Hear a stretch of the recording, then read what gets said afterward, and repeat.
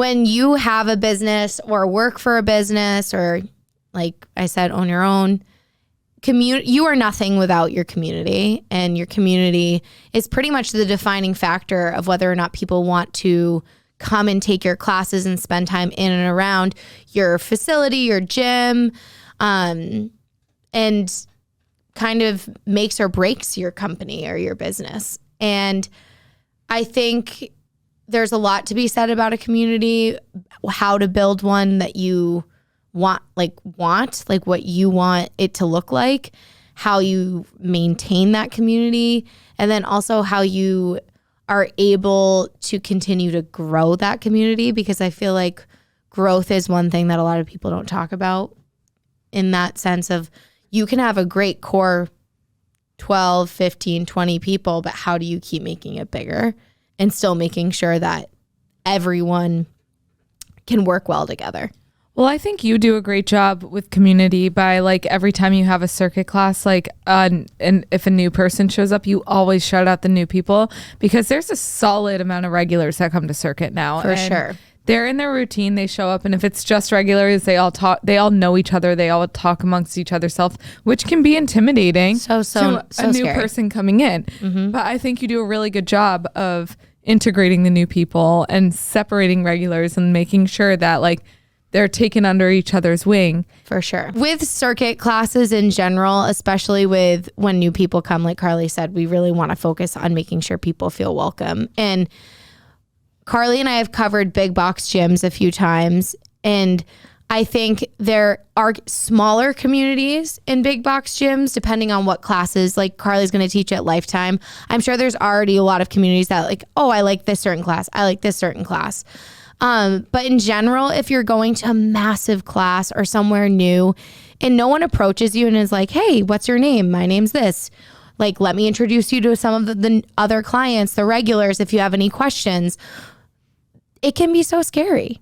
Absolutely. And every place has the regulars. So, like, yes. If you are going to a gym or a new place that you're a little nervous to go in expecting to have the regulars that are going to be talking to each other, that are going to have their clickiness. Yes. But just go in expecting that. Hopefully the business will have a familiar face to, like, greet you and make you feel warm and welcome, maybe introduce you to the regulars, whatever it might be.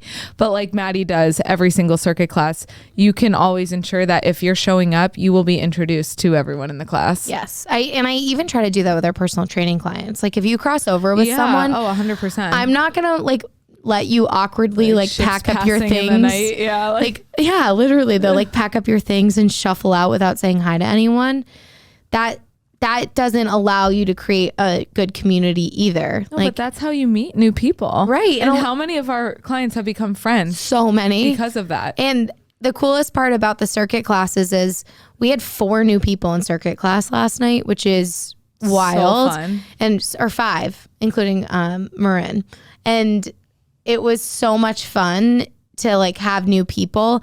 But like you were saying, I will always try to mix people up with each other. So, like, I think your mom, Hurley, the first time she came, she might have been with you, but then she came without you once, and I put her with my mom or someone like that had been to a lot of classes before. So like Carly said, you just feel like you're taken under someone's wing. And you're like, oh, I'm not alone in this. And also, I just appear like a little ghost in the night. Like, hi, I'm here. I see you don't know what you're going to do yet. So I'm going to be here to take care of you. And I think that's the benefit of fostering that community. With that being said, I think my advice to someone that's, like, looking to build a community is kind of what we covered last week. If you exude, you attract what you are, right? Yeah. So if you're putting out into the universe exactly what you want, and that's how you're marketing your business, your gym, whatever your business is, honestly. Yeah. And you're putting out the vibe that you want in, honestly, it just continues. It's like a trickle down theory, because it is. All of our clients get along so well. It's so true. We attract the kind of clientele that we would hang out with on a normal basis. Yeah. Like, they're all people that I could hang out with outside like, of. go get dinner Yeah, with. like hang out with outside of Oh, training yeah. them. And the funny part is the age spectrum is so far and wide. We had middle schoolers all the way up to. Oh, yeah. Up to retirees. Yeah. And we love that. But it's so funny because everyone meshes well together. And I think that it says a lot about the people that walk through that door. You know, a huge thank you to the people that come into Built by Byron so often. And every time they come into class, they're so welcoming to new folks. And it makes such a big difference for me because I never have to worry about someone new walking in and feeling intimidated, because we've all been there. We've all been to at least one class where we didn't feel like, I'm like nervous. I almost kind of want to leave. Like, I don't really know if I want to be here. And that happens a lot. Like, it's an intimidating space. And I know that. That's why Built by Byron is supposed to be so the opposite of intimidating. So, and then one of our friends that took it last night, she loved it and was like, the community is everything. And I'm like, I agree. Yeah. These people are amazing. And once you have one, like a foundation and one built, it just makes all the difference in the workout in itself. Like when I go to a class that has an amazing community, I want to keep coming back. Yeah, well, I can honestly speak to some other like places I've been a part of in the past. Like all had amazing communities. Like absolutely loved it. But it is pretty fucking cool to have one of your own that you built from ground zero, you know? And it's hard. It's hard. I used to teach to 2 people. I know. Like literally it was mom. She used to teach, yeah, and Nick. She used to literally teach to 2 people. And I remember saying, Maddie, I know it's hard right now, but just be consistent with it. And I said this on my solo episode. No matter if you had she 2. did. I remember. No matter if Maddie has 2 people in class or 15 people in class, she's going to make sure that they have the same exact like Built by Byron experience, so that people feel the same amount of love and care for it. If it's 2, she's not going to walk in and be like, oh, only 2 people signed up. Like, let me just throw something together for them. It will be the same care and attention she'd put into a class with 15 plus people that she does with 2 people. And she will make sure those 2 people have the best workout of their entire life. And it might be even harder if there's only 2 people.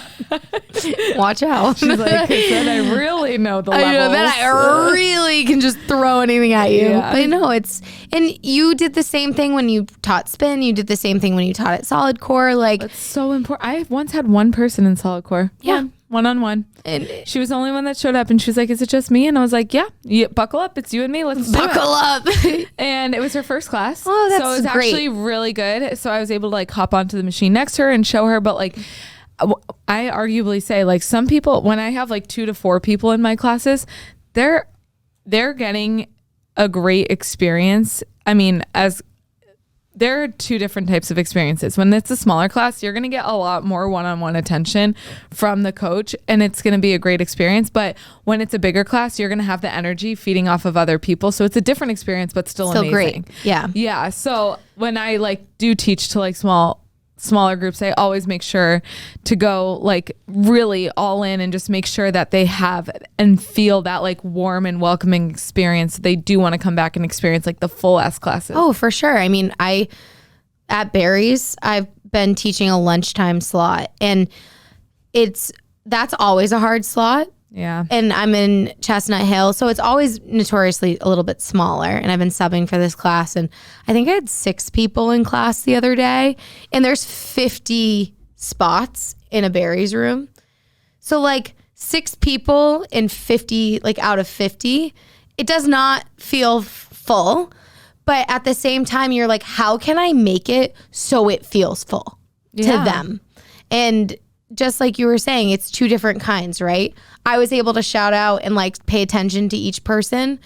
And in a full class, you're looking around and you're like, holy shit, there's so many people in here. Just and making I'm like, sure everyone is in correct, safe form. Yes, exactly. And in a full class, they have each other to feed off of. Exactly. So that community. It's that community. It matters. It matters. It makes the difference. And if you are struggling to find your niche, all I can say is keep putting yourself out there and trying new things, because you will at some point find that one space where it just feels seamless. Well, Where it also doesn't have to be with fitness. Like I know Drinks After Work has a Facebook group, Boston Baddies. Like you can join that Facebook group. You can go in there. You can say like, hey, I'm looking to grab dinner with a couple of friends, and you'll find people do that all the time in there. And they find, they're like, hey, I have a reservation here tonight for 5 people. Do 4 other people want to join me? Like, which is so cool. And I honestly, if I lived in the city, I would just pop on, be like, I'll see you there. See you there. And like you were saying, Carly, it's so true. Community goes so much deeper into other like areas of our life. Not only just our, fitness, but like even if you're going, your friendships, your area that you live in, community means so much more.